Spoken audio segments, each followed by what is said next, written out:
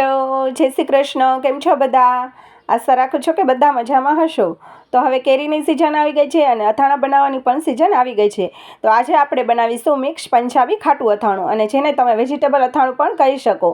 તો એના માટે મેં અહીંયા કેરી લીધી છે અને ગાજર લીધા છે, જે દેશી લોદરિયા ગાજર આવે છે એ, અને મોળા મરચાં અને એક કાદુનો ટુકડો. હવે આપણે પહેલાં આ રીતના જે કેરી છે એને આપણે ધોઈ અને આ રીતના મોટા ટુકડા કરી લઈશું. વચ્ચેથી જે ગોટલીનો ભાગ છે એ આપણે કાઢી લઈશું, અને આ રીતના આપણે મોટા ટુકડા કાઢી લઈશું. આપણે એની છાલ કાઢશું નહીં. હવે આપણે જે ગાજર લીધા છે એની છાલ કાઢી અને વચ્ચેનો જે આ ભાગ હોય છે તે આપણે એમાંથી કાઢી લઈશું, અને આપણે એને ગાજરને આ રીતના લાંબી સાઈઝમાં સુધારી લઈશું. હવે આપણે મરચાં, આદું અને કેરીને આ રીતના સુધારી લીધા છે.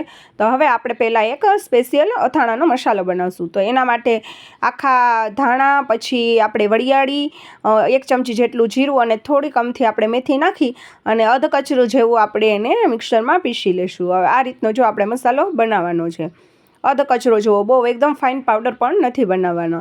હવે આપણે ગમે તે એક મોટા વાસણમાં રાઈના કુરિયા લઈશું, જે ગમે તે કરિયાણાની દુકાને આપણે મળી જશે, અને આપણે જે તૈયાર કરીને પીસીને મસાલો બનાવ્યો છે તે આપણે એમાં નાખી દઈશું. અને 1 ચમચી જેટલી આપણે આખી વરિયાળી નાખશું, અને થોડાક આપણે જે તીખા મરી આવે છે એ આપણે નાખશું.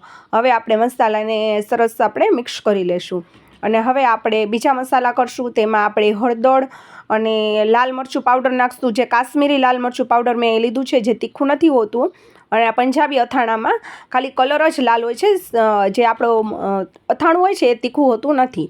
હવે આપણે સ્વાદ અનુસાર મીઠું નાખી અને આપણે જે શાકભાજી સુધારીને તૈયાર કર્યા છે તે આપણે એમાં નાખી દઈશું. હવે તમે વધારાના કેળા છે, પછી ગરમર છે, આખા લીંબુ છે, એ બધું પણ તમે નાખી શકો છો, પણ હું અહીંયા બધું સ્કીપ કરું છું, કેમ કે ઘરમાં આપણે જો જે ભાવતું હોય એ શાકભાજી નાખીને તમે આ રીતનું અથાણું પણ બનાવી શકો. હવે અહીંયા હું 1 નાની વાટકી જેટલું વિનેગાર નાખીશ.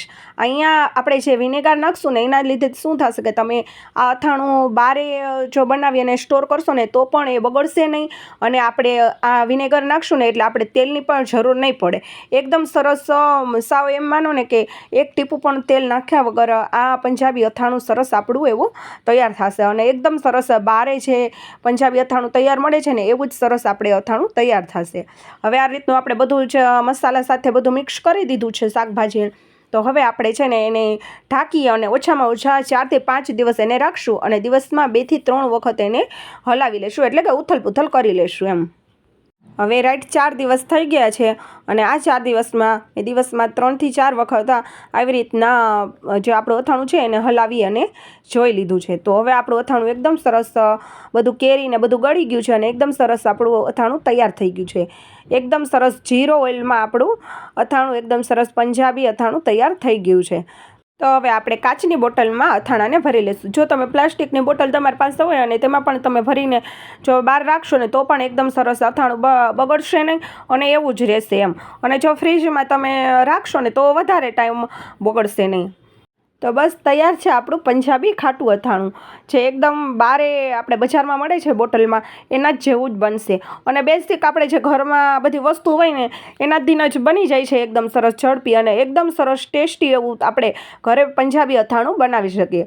તો તમે પણ મારી આ રીતે એકવાર પંજાબી અથાણું જરૂરથી ટ્રાય કરજો. જો તમને મારા રેસિપીના વિડીયો ગમતા હોય તો વિડીયોને ફેમિલી અને ફ્રેન્ડ્સ સાથે શેર કરજો, અને વિડીયોને એક લાઇક અને ચેનલને સબસ્ક્રાઈબ જરૂરથી કરજો.